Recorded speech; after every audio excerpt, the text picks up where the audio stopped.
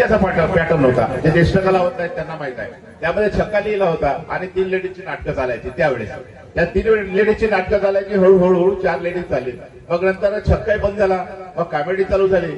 आणि ही परंपरा जी आहे ती आपण जोपासत आहोत. नंतर कालांतराने कालबाह्य झाले आणि ते मग हळूहळू बंद झाले.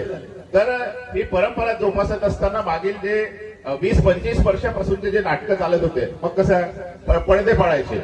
मग आमची परंपरा कशी आहे की नाटक हे 3 अंकी असावे, ही आमची झाडीपट्टीची परंपरा आहे. नाटक हे रात्री 10 वाजतापासून सकाळी 6 पर्यंत चालावे, ही आमची परंपरा आहे. नाटकामध्ये साऊंडचा आवाज फार मोठा असावा. आमच्या शहरात जर नाटक लागला ना तर गडचिरोलीमध्ये किंवा चंद्रपूरमध्ये आवाज कमी कर म्हणतात. परंतु आमच्या झाडीपट्टी जर आवाज कमी जर असेल तर तिकडून बोलते आवाज वाढव रे, बरोबर. म्हणून आवाज जास्त पाहिजे आमच्या झाडीपट्टीमध्ये, साऊंड जास्त पाहिजे, म्युझिक पाहिजे. समजा जर रडत असेल तर आपण प्रेक्षकामधून शिट्ट्या मारतात किंवा लोक म्हणतात लाइटिंग मार, लाईट दे, स्पॉट दे म्हणते, डिमर दे म्हणतात. तर ही आमची परंपरा, ही इतर ठिकाणी चालणार आहे परंतु झाडीपट्टीमध्ये निश्चितच चालेल. प्रॉम्प्टरचा आधी आवाज यायचा, आता आवाज येत नाही. कारण आधी प्रॉम्प्टरचा आवाज यायचा. प्रॉम्प्टरचा आवाज आल्याबरोबर आमच्या प्रेक्षकांना असं वाटायचं की प्रॉम्प्टरचा आवाज येत ही झाडीपट्टीची आमची रंगभूमी आहे. आता प्रॉम्प्टरचा आवाज येत नाही, कारण एकच एक नाटक 40-40, 50-50 होते. आधी कसं होत होतं, आज एक नाटक आहे, उद्या दुसरं नाटक आहे, तिसरं एक नाटक आहे, परवा.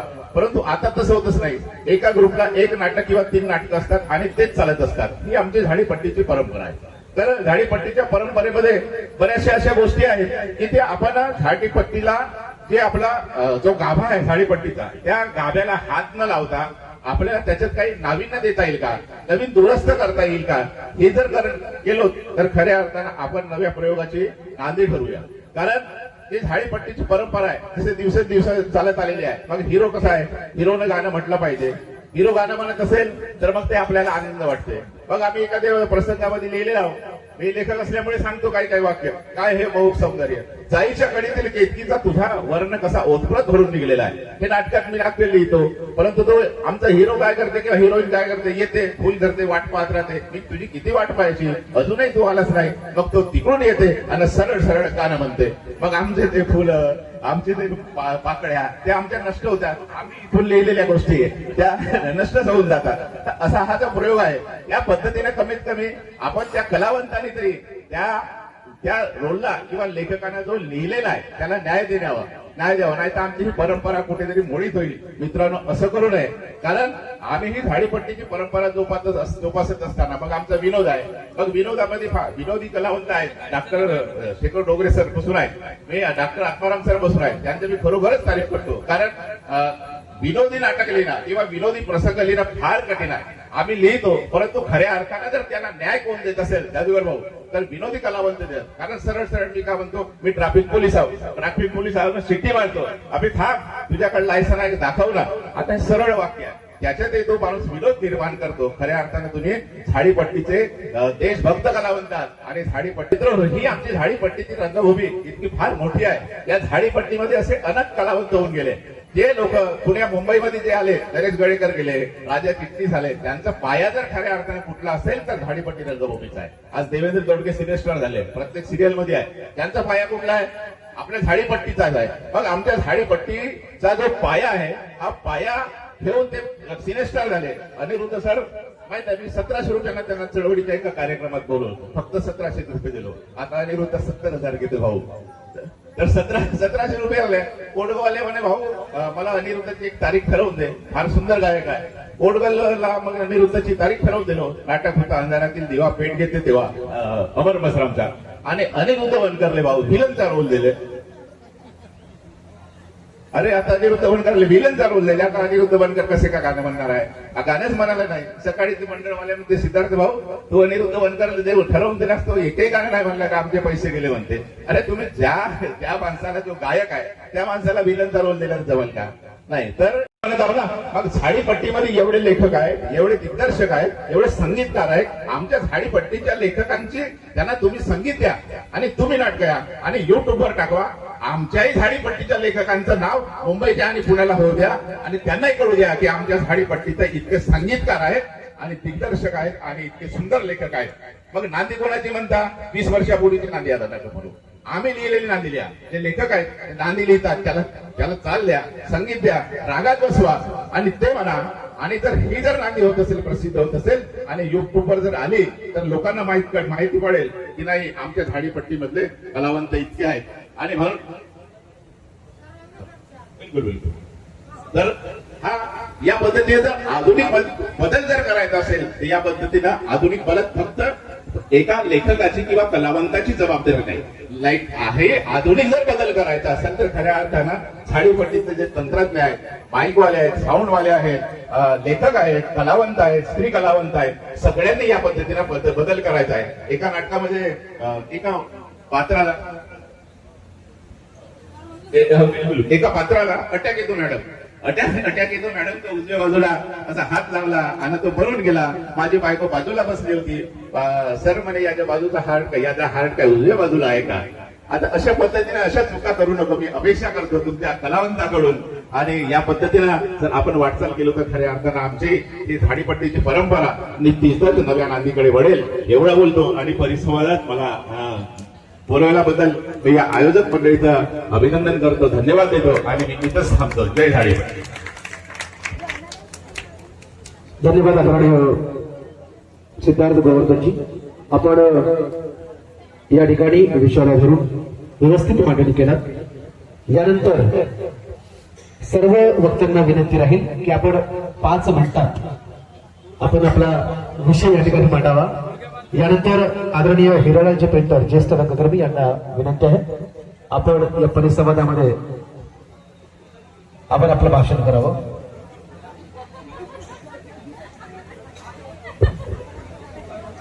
हॅलो हॅलो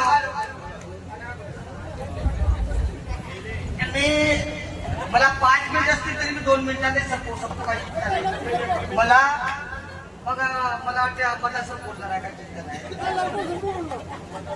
आणि नाटकाच्या दिवसावर बोलतो कारण की मी लेखक म्हणून कधीच म्हणजे माझा विचारही नव्हता की मी लेखक होईल. माझ्यातून जेव्हा लुटेजा माझ्यातून बाहेर गेला तेव्हा मला कल्पना सुचली का आता मी नाटकं आणू कोणाच्या, म्हणून शेख बाबूच्या नाटकं मी आणल्या. तर शेख बाबूच्या नाटकं मी जेव्हा वाचायला गेलो तर आमच्या कलाकार म्हणजे ह्या नाटकं आम्ही करू शकत नाही. मग मला झोप लागत नव्हती म्हणून मला रात्री साक्षात्कार झाला. तुम्ही साक्षात्काराला का म्हणता मला माहित नाही. आमच्या गावात गोपाळ समाजावर मी लक्ष घातलं. मी 18 वर्ष शिकलाय. 18 एकही शिकले नाही. 18 म्हणजे माझ्या बायकोचा 9 माझ्या 9 गुन्हे 18 म्हणून शिक्षणात मी कमी आहे. 8वा मी 3दा नापास झालो. 3 दुने 6 3 9 3रीत नापास, 6वीत नापास आणि 9वीत नापास आणि मग घेऊन जागे मार्गदर्शन झाला. नाटक लिहिला तुम्हाला सांगतो. वनकर सर किंवा आत्माराम सर बसले आहेत. 61 नाटक फक्त एकच मेकअप केलं मी. एकच नाटक 61 दिवस केलं. मायाची पत्र त्याचे 200 लोक झाले. मग लक्षात आलं माझ्या का कोणत्या तरी विषय धरावा म्हणून मी आदिवासी विषय धरला. त्याचा एका पुढीला मी कलेक्टर बनवला आणि वनकर साहेबाच्या त्या महोत्सवात मी कष्टाळी शिबिर नाटक केलं. मग 3रं नाटक लिहिला दगडाचा देव.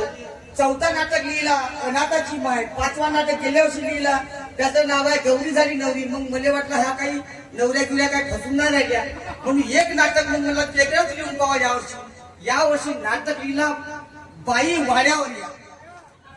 आणि त्याचं कारण सांगतो कारण की आदिवासीवर झाला, बैरू याच्यावर झाला. आता मला बैरूपी समाज नाही झाला.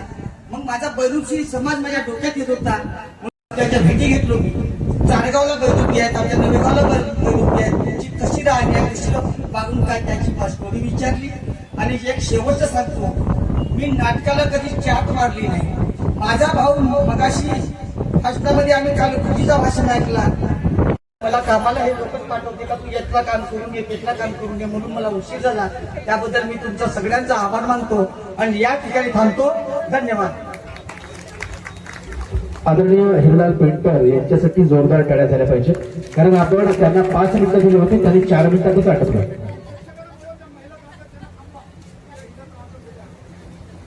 यानंतर या परिसंवादाचे वक्ते आदरणीय भागवतजी गोटंगे यांना विनंती करतो की आपण मोजक्या शब्दामध्ये आपण भाष्य करावं.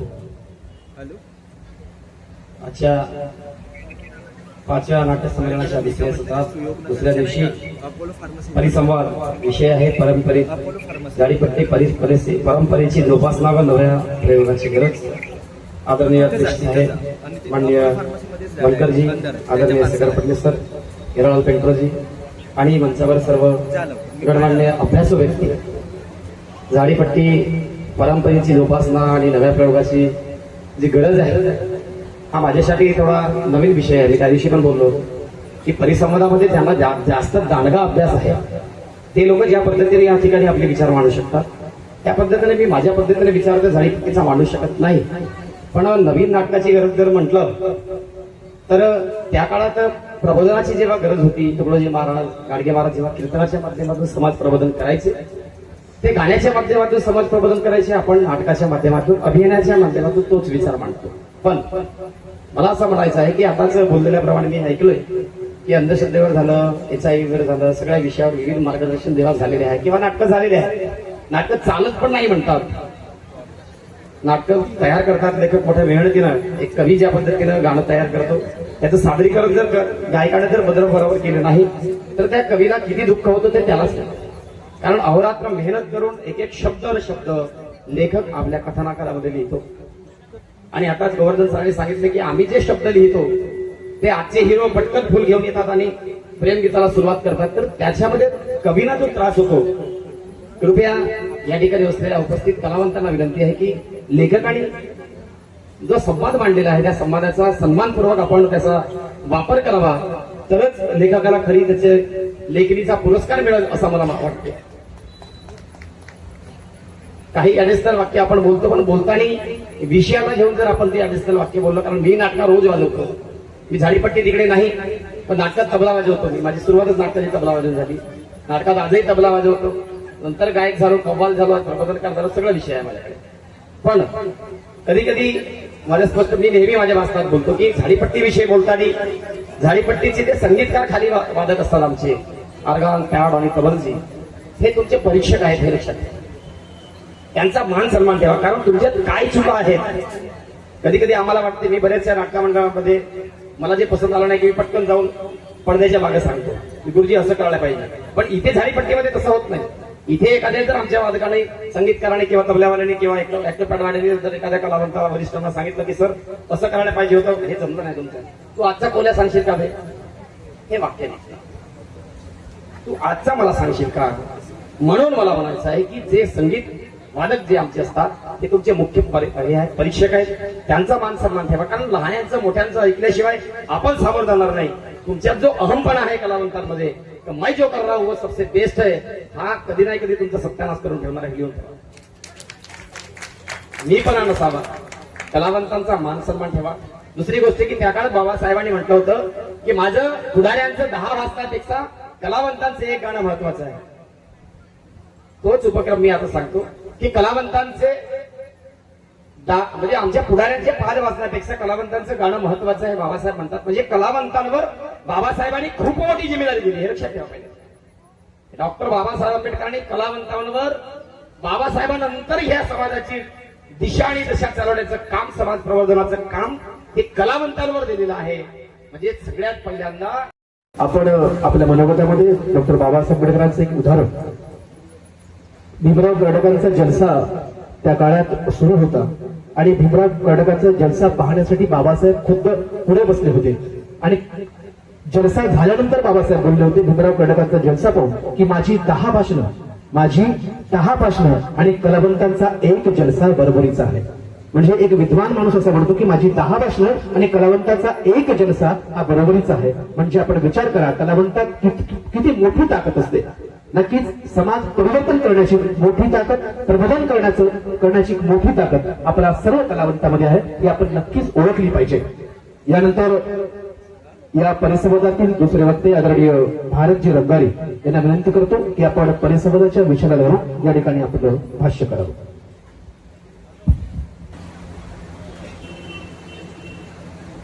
पाचव्या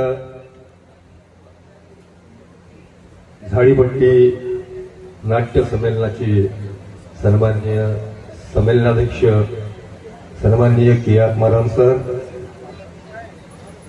त्याचप्रमाणे या 5व्या झाडीपट्टी नाट्य संमेलनाच्या दुसऱ्या दिवशीच्या दुसऱ्या परिसंवादाचे अध्यक्ष नाट्य विकास महामंडळाचे अध्यक्ष सन्माननीय डॉक्टर अनिरुद्ध वनकर,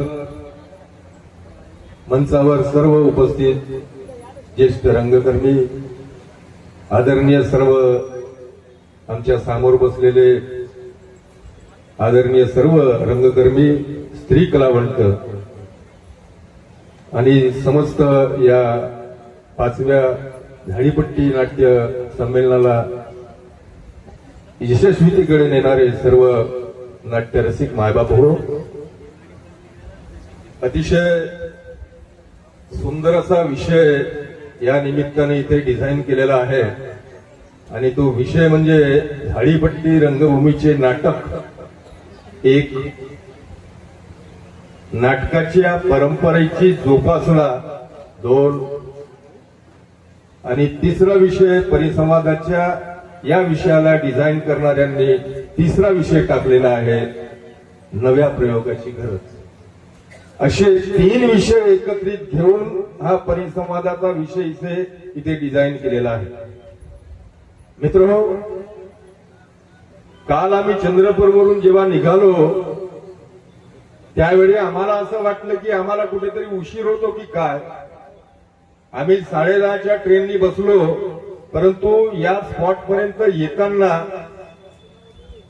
झाडीपट्टीच्या उद्घाटनाचं संचालन जेमतेम सुरू झालं होतं. म्हणजे आम्ही उशीर केला नाही आणि आम्ही ते उद्घाटनाचा पूर्ण सोहळा पाहिला. मला हे सांगायचं आहे की काल इथे मुख्य आकर्षण ज्यांचं होतं ते आकर्षण होतं भारत गणेश पुरे यांचं. आमदारही होते, सहपालकमंत्री होते, संमेलनाध्यक्ष होते, 4थ्या झाडीपट्टी नाट्य संमेलनाचे अध्यक्ष वनकर साहेबही होते. इथे सर्वांची भाषणं मी निमूटपणे प्रामाणिकपणे ऐकली. त्यामध्ये भारत गणेश पुरे असे म्हणाले की मी विदर्भाची भाषा मुंबई फिल्म इंडस्ट्री पर्यंत नेली, चांगली गोष्ट आहे, परंतु झाडीपट्टीचं काय. आम्हाला इथे झाडीपट्टीच्या कलावंताची, झाडीपट्टी ही हिऱ्याची खाण असलेली या कलावंता, या मातीतला जो कलावंत आहे तो घडला पाहिजे. आणि त्यासाठी ही झाडीपट्टी रंगभूमी मागच्या कित्येक वर्षापासून काम करत आहे. इथे इतिहासही सांगण्यात आला. फार प्राचीन सन्माननीय व्यासपीठ या नाट्य संमेलनाचे संमेलनाध्यक्ष माझे मित्र प्राचार्य के आत्माराम सर, आजच्या या विषयाचा विषय काहीतरी वेगळा होता, पण मी थोड्या एका वेगळ्या विषयावर बोलणार आहे. काल आपल्या नाट्य संमेलनाला ज्यांना आपण अट्रॅक्शन म्हणू असे भारतजी गणेशपुरे सर या ठिकाणी आलेले होते. त्यांनी एक खंत व्यक्त केलेली होती आणि ती अगदी बरोबर आहे की झाडीपट्टीमध्ये 55 ते 60 रंगभूमी आहेत. एका रंगभूमीमध्ये 7 कलावंत, 4 लेडीज आणि 3 वादक अशी जरी आपण तुलना केली तर 7 आणि 4 11, 3 14 गुणेला 60 एवढं जरी केलं तरी नाही. एका रंगभूमीमधले 5 ते 6 कलावंत जरी या ठिकाणी आले असते तरी हे संमेलन परिपूर्ण असं झालं असतं. झाडीपट्टीचं नाटक, परंपरेची जोपासना व नव्या प्रयोगाची गरज, या परिसंवादामध्ये माझं नाव आहे हे मला माहीतच नव्हतं. काल मी इथं आलो आणि गावाला जातेवेळी संगम भाऊंनी मला सूचित केलं की भाऊ म्हणे उद्याला तुझा परिसंवादामध्ये नाव आहे आणि तुला येणे आहे, कारण मी आज येणार नव्हतो, त्यासाठी मला यावं लागलं. तरी पण स्टेजवरती असलेल्या वक्त्यांनी जे काही प्रबोधन केलेलं आहे तेवढा प्रबोधन मी नाही करू शकणार, पण काही का ना असो, मी एका तमाशाचा शाहीर असलेल्या व्यक्तीचा मुलगा आहे, मला बोलायलाच पाहिजे. आठवणी इतिहास आता स्वस्थ बसायचं नाही, कृती व्हावी निश्चय व्हावा, उपाय दुसरा उरला नाही. नीच देहाचे झिजूनी चंदन, तुम्ही वंचिले इथे कणडी कण, आणि फुलविले हसले नंदन. स्मृतीस तुमच्या सतशा वंदन, शतशा वंदन, शतशा वंदन.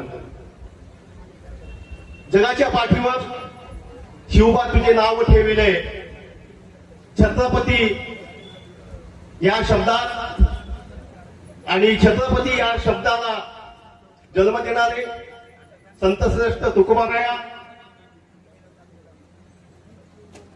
आजही ज्या महापुरुषांचं नाव ऐकताच आमच्या घराघरातल्या माऊल्यांना असं वाटतं की असा मूल आमच्या पोटी जन्माला यावं. असे हरिपट्टीच्या इतिहासात जे नाटककार होऊन गेले, आपल्या भंडारा जिल्ह्यातील आंबोरा येथील मुकुंदराज यांनी विवेक सिंधू हा आद्यग्रंथ लिहिला. याचाच अर्थ असा की 1110 आणि इसवी सन 7 म्हणजे हजारो वर्षाच्या पूर्वीपासून या झाडीपट्टीच्या लोकांनी झाडीपट्टीसाठी योगदान दिलेलं आहे. त्यानंतर इथं खऱ्या अर्थाने मी जेव्हा माहिती काढली तेव्हा शेख बाबू, म्हणजे या झाडीपट्टीमध्ये हस्तलिखित नाटकांना जी सुरुवात झाली ती शेख बाबू, व्ही दिलीप कुमार, प्रदीपजी बीडकर, अशोक उदाशी, रमेश अडे यांच्यासारखे अनेक लेखक इथं होऊन गेले. संजय ठवरेचा तर काळा काल परवाचा आहे. आणि म्हणून नाटक हा विषय पुढे आला की मग नाटक काय हा जेव्हा विषय मी मांडू लागलो, आणि जेव्हा मी पहिला नाटक लिहिला तो अर्जुन मोरगावच्या दुर्गा उत्सव मध्ये साजरा केला, काळीच तुटलंय माझं. त्या नाटकामध्ये रागिनी बीडकर सुद्धा होत्या.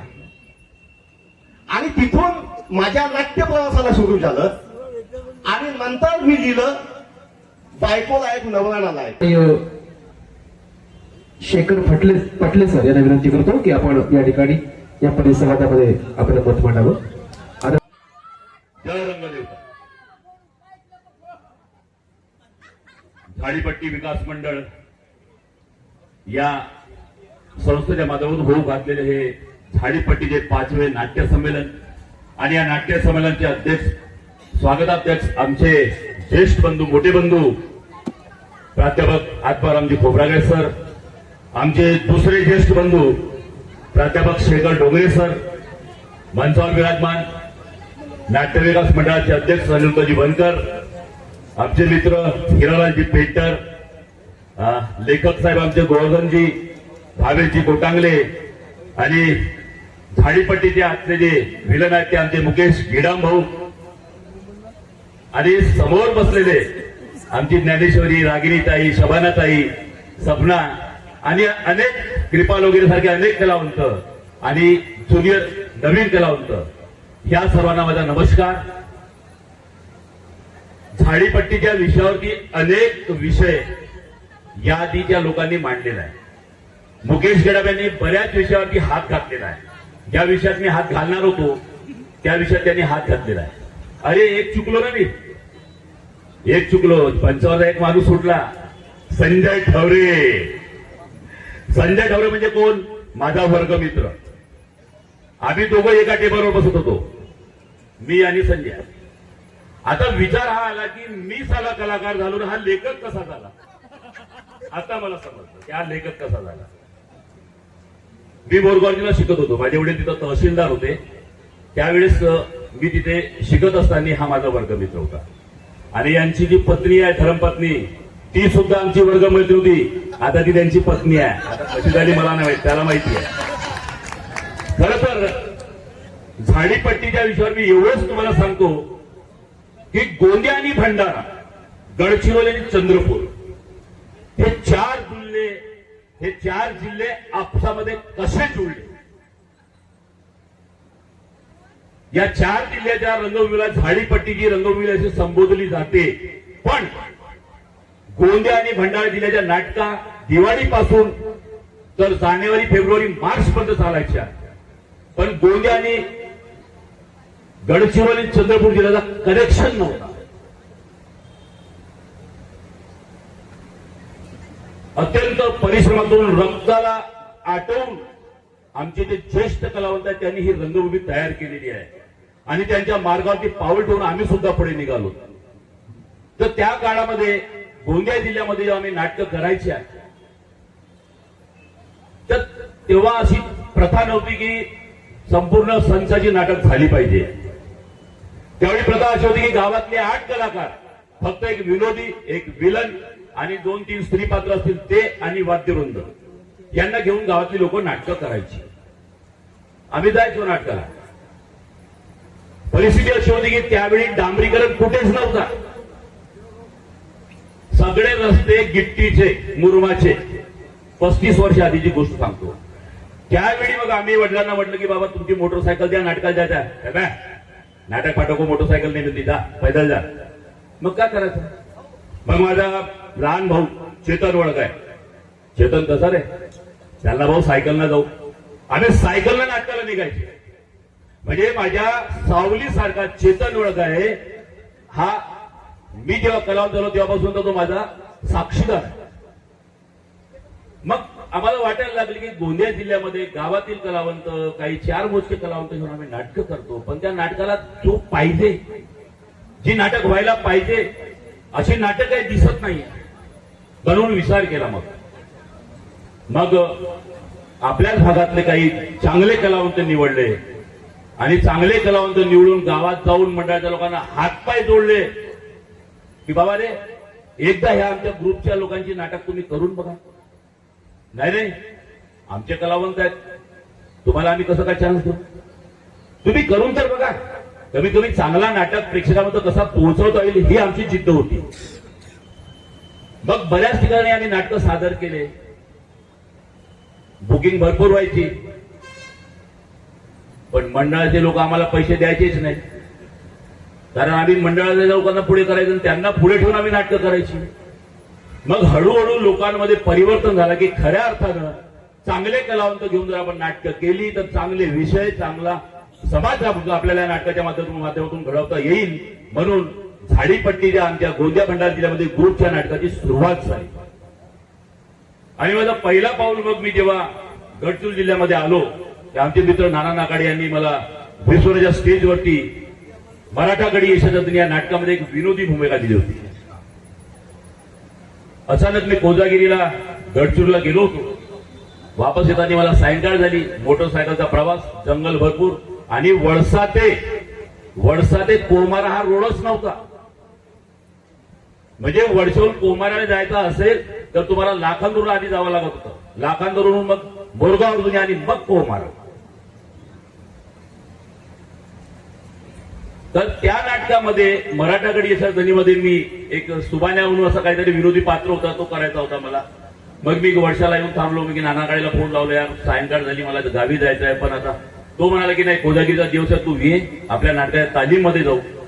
आणि तालमीमध्ये मग मी गेलो आणि तालीम सुरू असताना मला थोडासा तो अफजल खानाचा रोल खटकायला लागला. तेव्हा त्याला मी म्हटलं की बघा, हा रोल मी 1 मिनिट करून दाखवू का? त्याने म्हटलं की ठीक आहे, करून दाखवा. आणि जेव्हा मी तो रोल करून दाखवला तेव्हा त्या मंडळाच्या लोकांनी ठरवलं की आता विलन अफजल खानचा रोल शेखर पटलेच करेल आणि विनोदी भूमिका आम्ही गावच्या कलाकाराला देऊ. तिथून माझा गडचिरोली जिल्ह्यामध्ये प्रवास सुरू झाला. आणि गडचिरोली जिल्ह्यामध्ये आल्याच्या नंतर मग हिरालाल पेंटर, प्राध्यापक शेखर डोंगरे, आत्माराम सर अशा मोठ्या कलाकारांशी आमची ओळख झाली. मग वाटलं की हे मोठे कलाकार आमच्या भागात आले पाहिजे. कारण गडचिरोली आणि चंद्रपूर जिल्ह्यामध्ये नाटकं 14 जानेवारी नंतर सुरू व्हायच्या. 14 जानेवारीच्या नंतर इकडचा सीझन सुरू व्हायचा, पण आमच्या इकडे दिवाळीपासूनच सुरू होत जायचं. मग आम्ही सरांना आपल्या भागामध्ये घेऊन गेलो. डोंगरे सर आले, आत्माराम सर आले, हिरालाल पेंटर आला, अंबादास कांबडी आला, अनिल नागतोडे आला.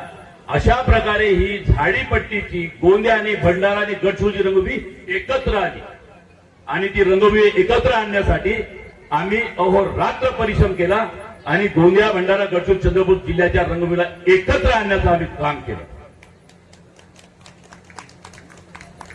अत्यंत वाईट रस्ते. झाडीपट्टीचा कलावंत हा अभिमन्यू आहे. कारण झाडीपट्टीच्या कलाकाराला कुठली अभिनय शाळा मिळाली नाही, कुठली संगीत शाळा मिळाली नाही, तरी सुद्धा स्वतःच्या डोळ्याने पाहून त्याला कला हस्तगत केली. आणि या झाडीपट्टीचा कलावंत एवढा पॉवरफुल आहे की मुंबई पुण्याच्या सिनेसृष्टीमध्ये काम करणाऱ्या कलाकाराच्या खांद्याला खांदा लावून काम करण्याची ताकद हा झाडीपट्टीचा कलावंत ठेवतो. आज ज्या आमच्या जुन्या पूर्वज लोकांनी, आम्ही लोकांनी जो परिश्रम केला त्याचा हा नवीन चित्र तुम्हाला पाहायला मिळतोय की आज झाडीपट्टीचे रंगभूमी मोठ्या जोमाने आज 4 जिल्ह्यामध्ये उभी आहे. 4 जिल्ह्यात नव्हे तर नागपूर जिल्ह्यात सुद्धा प्रवेश झाला, यवतमाळ जिल्ह्यात सुद्धा प्रवेश झाला. तर अशी ही आमची रंगभूमी. फक्त मला खंत या गोष्टीची वाटते की जेव्हा आम्ही नाटकं करायच्या आमच्यामध्ये एखाद्या वेळा आमचं जर काही चुकलं, एखादा डायलॉग जरी सुटला तरी रागिनी बाई मेकरू मधून ओरडायची, अरे तुझा डायलॉग सुटला ना. म्हणजे अशी जिद्द त्यावेळेच्या कलाकारांना होती. मी काल नाटक पाहिला, काही कलाकार एकदम शून्य वाटले. त्यात त्या कलाकारांचा दोष नाही आहे.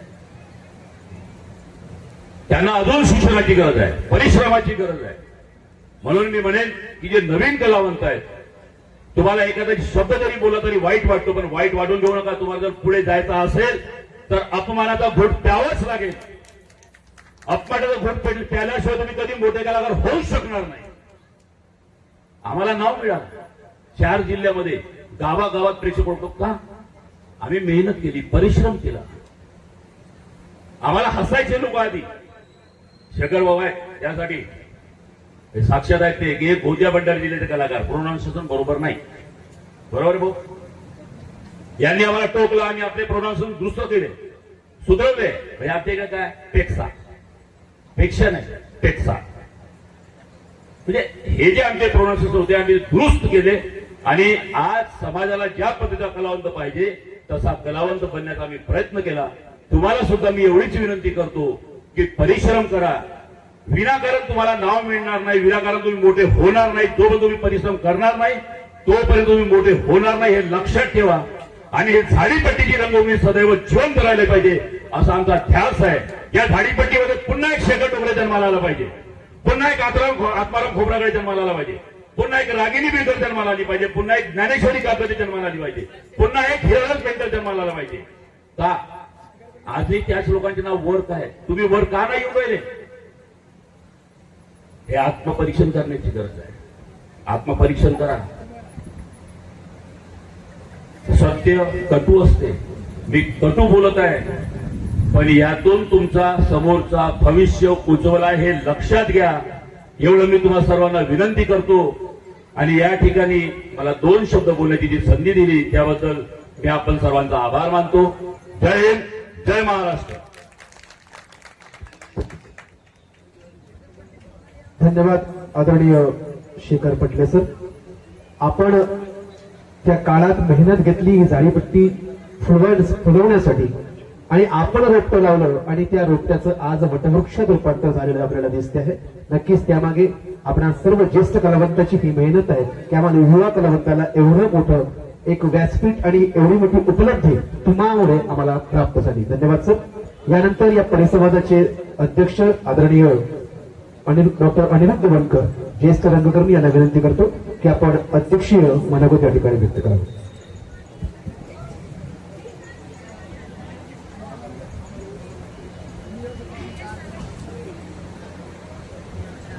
दुसऱ्या दिवशीच्या झाडीपट्टी रंगभूमीचे नाटक परंपरेची जोपासना, नव्या प्रयोगाची गरज या परिसंवादाच्या अध्यक्षीय भाषणामधून मी आपल्याकडे मत मांडत असण्यापूर्वी दुसरा जो परिसंवाद लगेच सुरू होत आहे तेथील झाडीपट्टी रंगभूमी स्त्री कलावंत, त्यांचा संघर्ष, त्यांचं योगदान आणि त्यांचा भावी दृष्टिकोन, त्या सर्व महिला रंगकर्मींनी सज्ज असावं.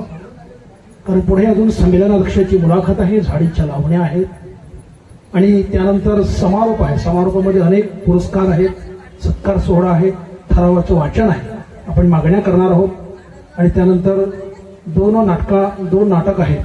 तो नाटकापैकी एक नाटक कॅन्सल झालेलं असं शेखर भाऊ आता म्हणाले, आणि दुसरं नाटक लेकर जे युवराज प्रधान सादर करणार आहे.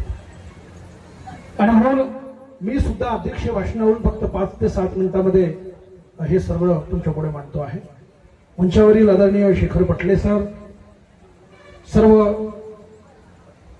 सिद्धार्थ गोवर्धनजी, मुकेश गेडाम सर, हिरालाल पेंटरजी, भावेश कोटांगले, संजय ढवरे सर, संमेलनाचे अध्यक्ष, संमेलनाध्यक्ष मानके आत्माराम सर, शेखर डोंगरे सर, अनिल नागतोडेजी, मान्य चिरपाल सयाम, चेतन वडगाय सर, नंदागौडीजी, माननीय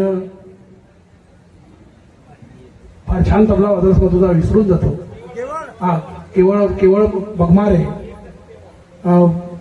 माननीय आमचे सर्व मित्र ताई, शबानाताई, ज्ञानेश्वरीताई, सपनाताई आणि सर्व मान्यवर रंगकर्मी. एक दोन विषय तुमच्या पुढे मी मांडतो की हा विषय का पुढे आला. काल जशी मी 2 नाटकं बघितली, त्या 2च नाटकावर तुमच्या पुढे बोलतो, म्हणजे तुम्हाला समजेल की नाटक, प्रयोगाचं नाटक, बदल आणि जोपासना कशी असते. जास्त बोलायची गरज नाही. विषयाला धरून जर आपण चाललो तर पुढे संमेलनामध्ये माणसांची देवाणघेवाण वाढते. आपण पहिलं नाटक पाहिलं यशवंत ढोरेंचं आणि दुसरं नाटक पाहिलं युवराज गोगले यांचं. या 2 नाटकांकडे येत असताना एक मात्र तुमच्या पुढे सांगेल की ही नाटकं काय जन्माला आली, किती वर्षापूर्वी आली, कशासाठी आली. बरं, हीच नाटकं त्यांना का करावी वाटली संमेलनामध्ये. लोकांनी लोकांसाठी लोकांकरता केलेला रंगमंच म्हणजे लोकनाट्य. आता लोकांनी लोकांकरता केलेलं नाटक म्हणजे झाडीपट्टीचं नाटक.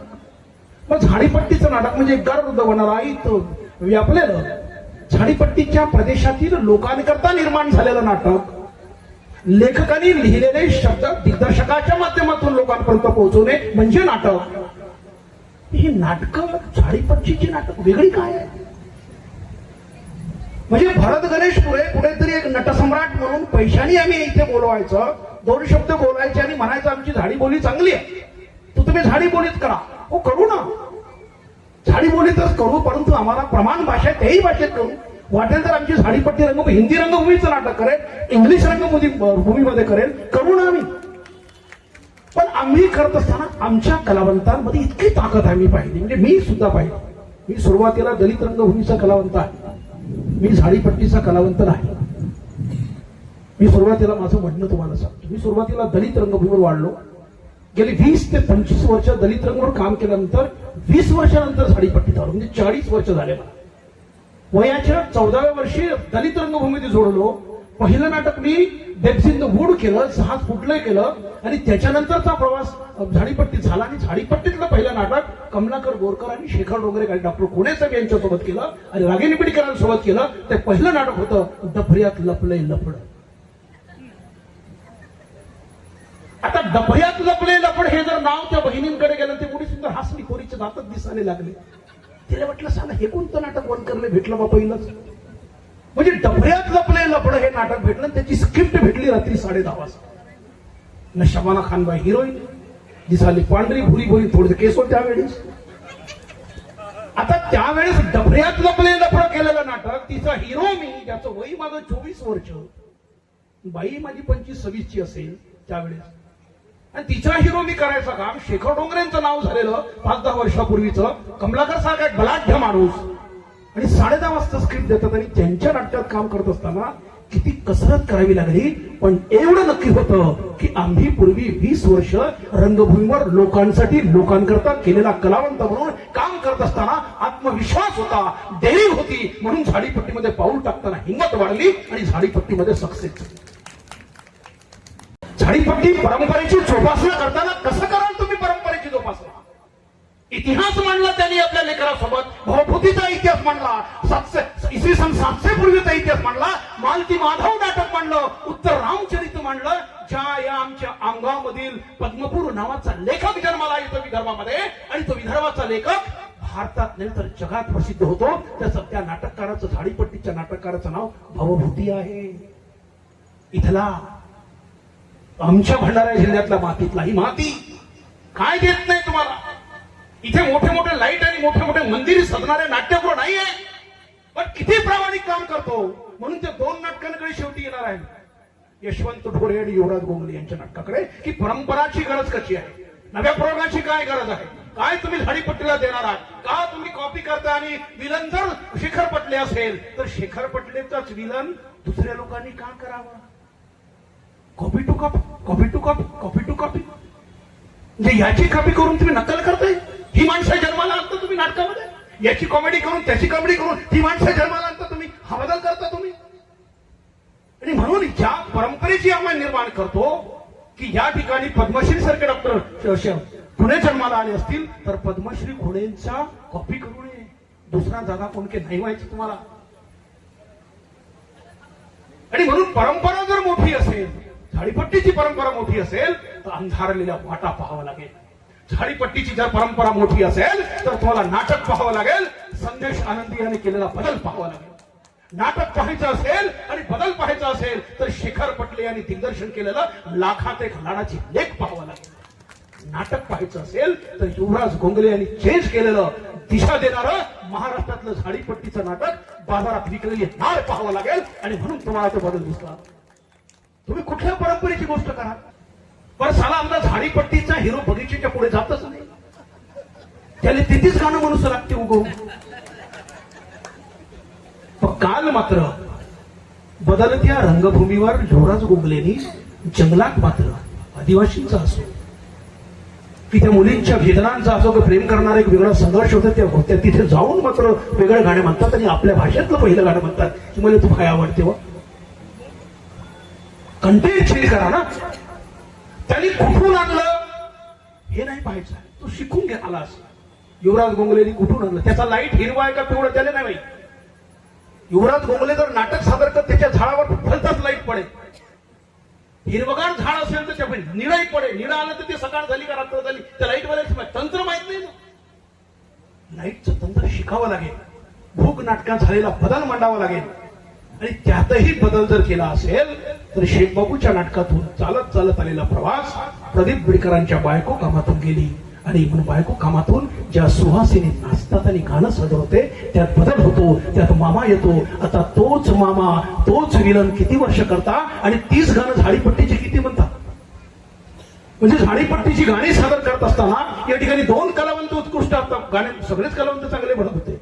येथील बेस्ट कलावंत पाहताना काय अमर मसराम गातो, काय आमचा तो बारसागडे गातो. त्या बारसागडे आणि अमर मसराम सारखे कलावंत महाराष्ट्रात तरी नाही तसं या ठिकाणी म्हणायला हरकत. काय गातात पोरं. ही पोरं जर आमची जमेची बाजू नसेल, परंपरेची जोपासना असेल तर नक्की मात्र झाडीपट्टीमध्ये बदल याची गरज आहे.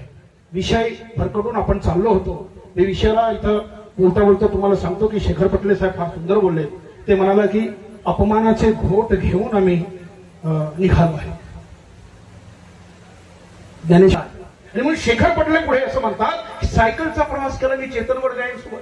मी अध्यक्ष भाषणातून सांगेल सायकलचा प्रवास मी चेतन वडगायांसोबत केला. पहिला प्रवास केला आणि झाडीपट्टीला त्यांनी त्याग दिला. त्यांच्या त्यागातून त्यांनी त्याग शिकवला, बदल दिला. आणि आता सायकल किती सुटल्या असतील आणि आता त्यांनी अशा मोटारी किती फिरवल्या असतील. पण सायकलचा प्रवास मोटारीवर आलो भाऊ. पण आयुष्यभर नाटकांमध्ये माणसांना सुद्धा आपण बदल करायला लावला. पण हा माणूस थांबला नाही घरी. हा अनिरुद्ध वनकरांच्या घरी सुद्धा येऊन दात घासत बसायचा हातातला असा घेऊन माझ्या घेऊन. आणि वर्त एकच खवली माझी वर्त सलापूर बसला का झालं का म्हणते तुझी तारीख यायची. पण कुठे वडसा, कुठे गोंदिया, कुठे त्याचा डब्बा दवागाव आणि कुठे आमच्या शेखर भाऊचा चंद्रपूरचा बाबूपेठ. त्या घरात येऊन तो माणूस म्हणतो की भाऊ तारीख पाहिजे का. कष्ट किती त्या माणसाचे. झोपला असेल का तो. कित्येक मुलींना मुलांना शिकवताना मी पाहिलंय त्या माणसाला. आज मुली आणि मुली स्टार आहेत त्या माणसाला. शेखर पटले सारखा एकही विलन महाराष्ट्रामध्ये नाही आहे आज नाही आहे. त्या माणसाने काय नाही दिलं शेखर पटले साहेबांनी. पण ज्ञानेश्वरी तयारी रागेली त्यांनी मात्र जे दिलं ते सर्वात मोठं रंगभूमीवर शबाना त्यांनी दिलेलं, सपना त्यांनी दिलेलं. बहिणींना यासाठी चांगलं आहे. अरे किती म्हणजे ह्या अनिरुद्ध वनकरांनी पोटातलं पाणी आगीत म्हणजे सहन करून तुम्हाला भूक नावाचं नाटक दिलं होतं, आठवते. भूकचा रिक्षा आणताना सुद्धा दिवसभर रात्रीचं नाटक करून झोपलो नव्हतो. आणि तो रिक्षा आणताना असं जेव्हा नळ करायची संकल्पना मला आली तर त्या नळामध्ये पाणीचा एकही थेंब नसावा. आणि त्याच नंतर त्या पाण्याचा थेंब संपला की जेट्स द लाईट अँड डायलॉग. आणि त्याचा कमलाकरचा आवाज यावा काय पाणी सुद्धा भेटावं. ही संकल्पना डोक्यात येते माणसाच्या. भलेही त्यावेळेस स्वप्नांच्या बाजाराला गाणं माझं असेल त्या नाटकात, हे कुठून पैदा झाले ज दिसले त्यांनी नेले. काय होतं त्या भूकच्या नाटकातलं पहिलं शब्द? डोंगरे सर बसले होते. हे कुठून पैदा झाले जे दिसले त्यांनी नेले, कंगाल आम्हाला केले रे लाडक्या, कंगाल आम्हाला केले बा लाडक्या. म्हणजे कमलाकर बोरकरच्या रिक्षावर गाणं असायचं. आणि म्हणून संघर्ष करायचा असेल तर आपसात संघर्ष करू नका. संघर्ष करायचा असेल तर जा आणि भारत प्रेसला विचारा की कधी मुसलमान, दलित आणि कुणब्यांचे झगडे झाले नाही. जा आणि महाराष्ट्र प्रेसला विचारा कधी झगडे झाले की त्या जातीचं या जातीचं म्हणून नाही. कधी कोणत्या रंगभूमीवर काम करताना धनंजय रंगभूमीमध्ये झगडे झाले की तू महाराज की मातंग आहेस, तू त्याची बायको आहेस की मुस्लिम आहे, नाही झाले. कधी प्रधान आहेस की कधी गोंड आहेस म्हणून नाही झाले. कधी आमचा अनिल, आमच्या ब्रह्मपुरीचा अनिल हा इतका प्रामाणिक माणूस की तो आजही म्हणतो जवळ करतो, असं जवळ येतो. आमचे 8 कलावंत गेले, शेखर पटले आणि भाऊ आम्ही कफनासाठी पैसे जमा करत होतो. आजही ते कलावंत गेले, त्या कलावंताचे 1200 रुपये माझ्याकडे आजही जमा आहेत. मी देऊ कुणाला आजही समजलं नाही. असंही समजलं नाही की पैसे जमा करता करता त्या कलाकारांचे पैसे माझ्याकडे जमा व्हायचे. इतका प्रामाणिक कलावंत काम करत होतो. कफन नाटताना शेखर पटले आणि त्या सगळ्या पोस्टमार्टमला त्यांचे चिरे आणून त्यांचे फाडण्यापासून कपडे टाकण्यापासून 8 कलावंतांचं मरण पाहिलं मी. राबणारा माणूस नव्हतो त्यावेळेस, काय आता राबत नाही. दिवस